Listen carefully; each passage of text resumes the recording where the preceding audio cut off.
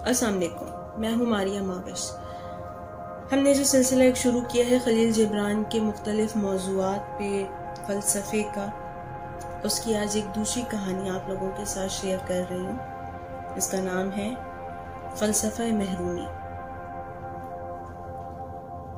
رات کی تاریکیوں میں ہم ایک دوسرے کو پکارتے ہیں، رات کی تاریکیوں میں ہم چلاتے ہیں، فریاد کرتے ہیں، اور موت کا سایہ ہمارے سامنے ہوتا ہے۔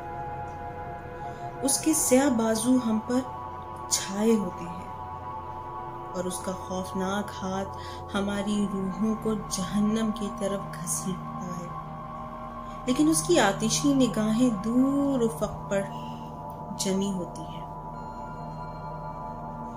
رات کی تاریکیوں میں موت گرم رفتار ہوتی ہے اور ہم خوف و دہشت سے آہوزاری کرتے ہیں، اس کے پیچھے پیچھے چلتے ہیں۔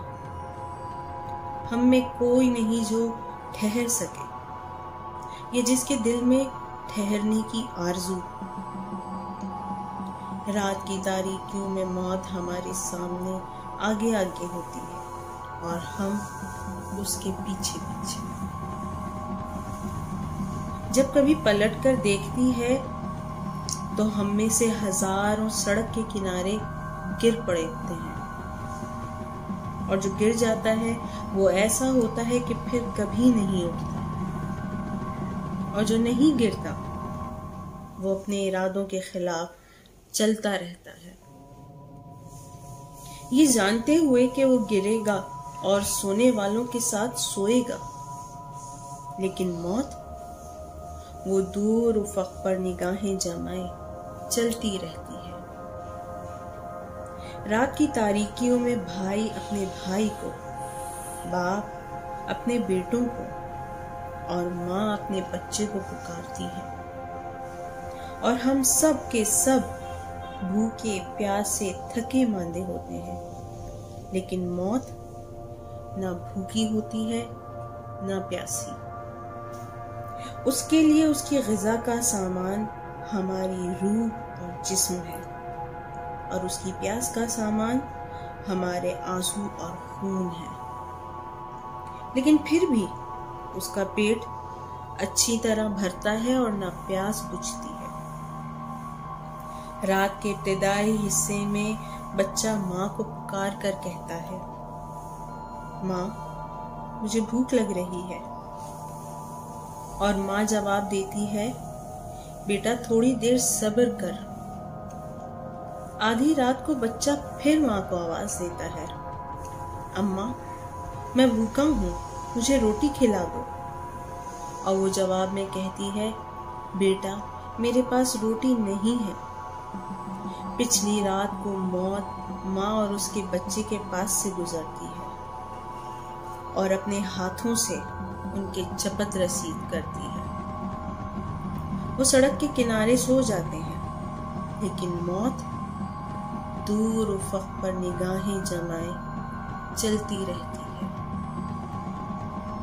صبح کو مرد رزق کی تلاش میں کھیت کی طرف جاتا ہے، لیکن وہاں خاک اور پتھر کے سوا کچھ نہیں پاتا۔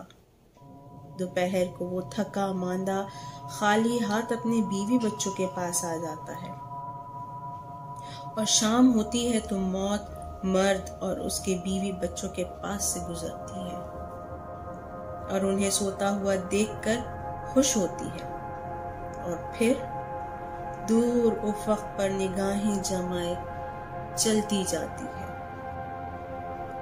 صبح کو کسان اپنی جھونپڑی سے نکلتا ہے اور اپنی ماں بہنوں کا گہنا لے کر شہر جاتا ہے کہ اسے فروخت کر کے گیہوں خریدے گا، لیکن جب سپہر کو وہ ایسی حالت میں کہ اس کے پاس سامان خورد و نوش ہوتا ہے نہ گہنا، اپنے گاؤں واپس آ جاتا ہے تو دیکھتا ہے کہ ماں بیٹیاں سو رہی ہیں، مگر ان کی نگاہیں ایک مہموم نقطے پر جمی ہوئی ہیں، اس پرندے کی مانند جس کے صیاد نے تیر مار کے گرا دیا ہو، اور وہ اپنے بازو کبھی آسمان کی طرف اٹھاتا ہے، کبھی زمین کی طرف گراتا ہے۔